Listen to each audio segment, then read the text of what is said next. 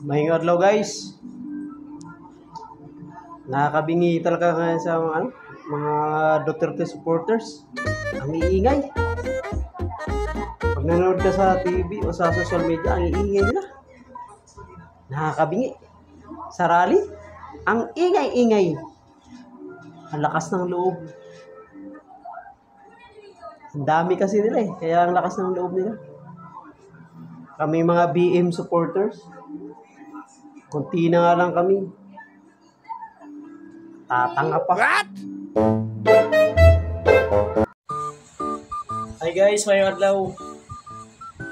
Ito guys, misis ko. Maganda, di ba? Wow. So, maganda yan guys. Kaso, mukhang pera yan ah. What? Oh my So guys, mukhang pera no? Gandang araw. May nagtanong kung totoo bang maabot ng 500,000 ang sahod sa Facebook. Totoo naman yun guys. Sa akin nga, kinikwenta ko lahat ng maabot ng 800,000. Tao po! Ano yun? Dito ba nakatira si Mr. Galapre? Opo. Seryo? Na disconnect yun? Putulan yung ilaw nyo?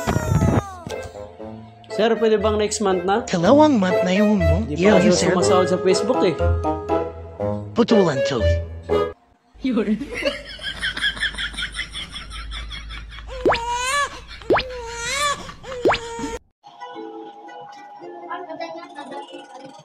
Hi guys, good morning. Andiyan pa kala kayo. Ako ay teacher, 20 years in service. May 5 million sa bangko at may 5 sasakyan. May house. Gising ka, nanininis ka ata eh. Salita ka eh.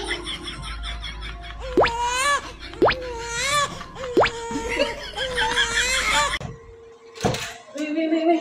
Tara, may video tayo, may content tayo, may. Yan na. Yan na, content tayo.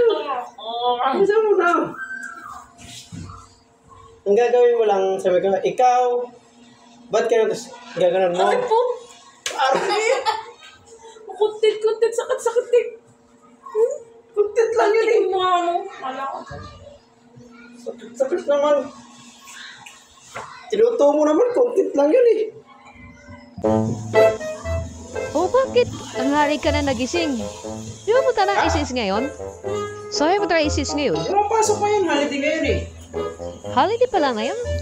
Ano ba ngayon? Araw ng panganak. Anong araw na panganak? Oo, araw ng panganak. May araw panganak ba? Labor Day ngayon. Araw ng magagawa Di yun? araw ng panganak. Araw ng magagawa yun, di panganak?